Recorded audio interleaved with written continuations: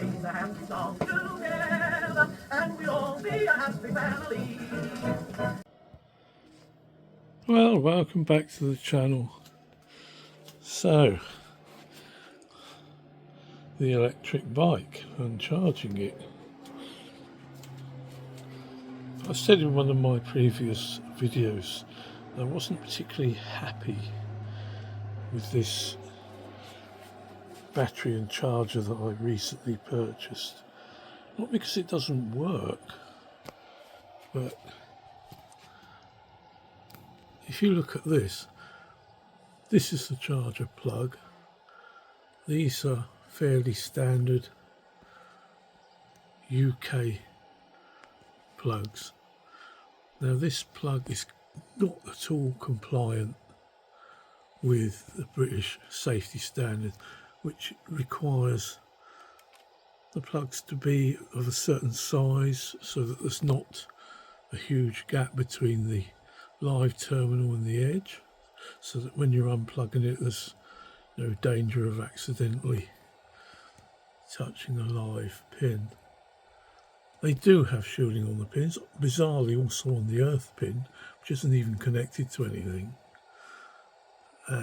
But yeah, this plug, and I've got another charger somewhere with a similar plug for something else. They're not compatible really with the UK safety system. Now, the fuse that should be in the plug is only really going to be protecting this cable, so that this cable, which is quite short, it's very thin, and I'm again dubious about how good that is considering the fact that it ends in that plug. But if that cable were to get damaged, and this was plugged straight into a ring main socket, which it isn't here, it could have 30 amps supplied through this cable without a fuse there, which could cause a fire. Now, I'm not risking charging this in the house, and I'm actually standing here a lot of the time checking that the temperature of the battery is remaining okay.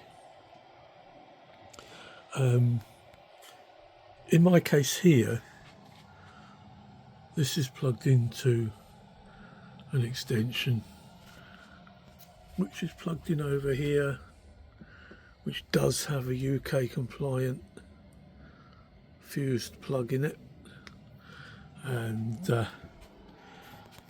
although none of the wiring in here is the spec, it's plugged in over here, which is a 16 amp supply, but there is a fuse, a 13 amp fuse back in the house, and the cable is RCD protected at the house, and also there's protection here in the consumer unit. So yeah, it's going to be safe in this usage here, with me monitoring that things are not going wrong.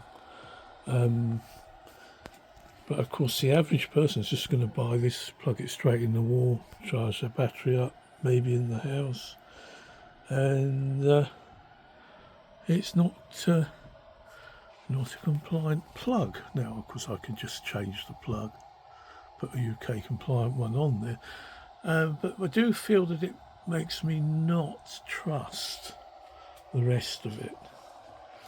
If that plug, that dubious plug, is used, what about the quality of the rest of this? Here's the charger itself. It says 36 volts, but actually puts out 42 volts. And when the battery reaches that voltage, this should switch off. I've never had it on long enough to see if it does eventually switch off. I've got up to 41 volts and stopped charging there.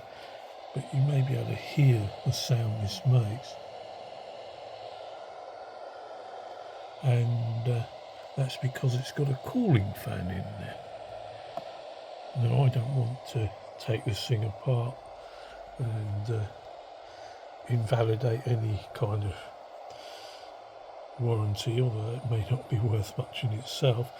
But I suspect that it uses quite low current voltage regulators and chips inside, which are being kept cool by blowing air over them.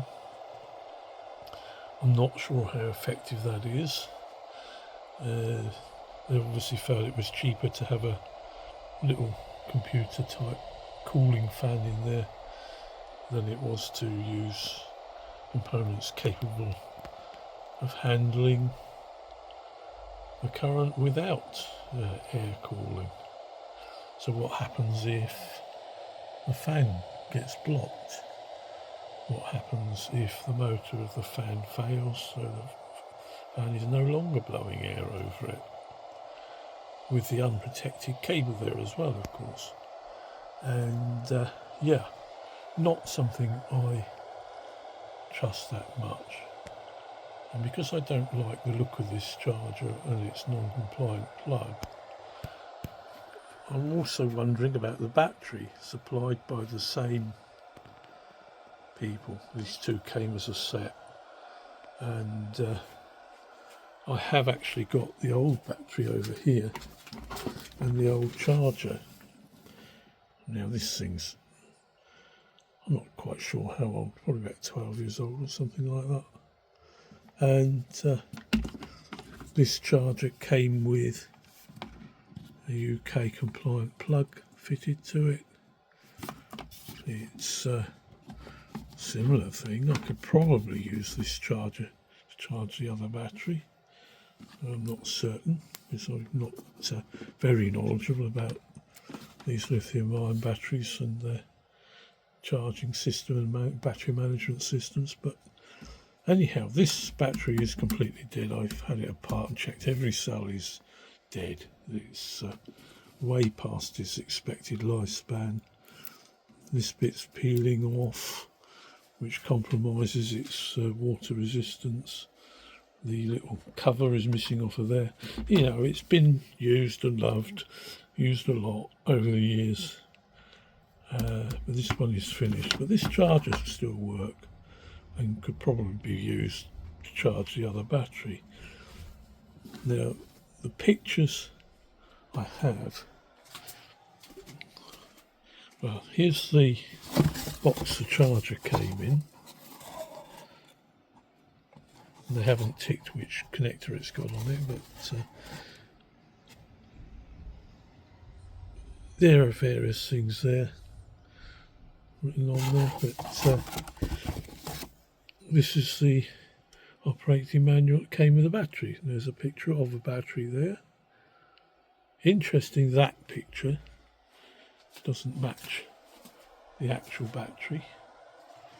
There's a tiny indent there that isn't present on this one. You can't see it because it's on the other side, but take it from me that that little visible indent there isn't there. This doesn't focus very well, but yeah, definitely the picture is showing a different battery. Maybe there's some, yeah, close-up pictures there of that display, labelled, indicators and so on. It's that way round. Look at the actual battery, it's the other way round, no labelling. So the battery is different to the one shown in the manual. That switch, although again it's on the other side, so I can't show it easily, but that switch there is mounted this way, not that way. Well, that makes a lot of difference, but it does show that the battery I received is not the one pictured in the manual that came with it. It's similar but not identical. Yes, it fits the bike. Yes, it works well on the bike. Is the charger showing the same? Doesn't look like it to me. Looks different. Again, this is obviously a charger for another market because that's not a UK lead picture there. Um, yeah, I think that's it really from that point of view. But yeah, the battery is different to the one I originally had, and it's also different to the picture on the manual there, and the picture on here is more like the old one. I suspect what's happened is these are obsolescent really after all these years, and a lot of people do have the bikes these fit in, so they've sold on to another company to turn the things out. They're probably for the international market. They don't bother putting any labelling on here. It doesn't really need it as such. It's fairly obvious what it means. And what I don't know is whether this is made to acceptable safety standards. I mean, the marketing says it is, but I'm very dubious about this charger, that plug, and the differences.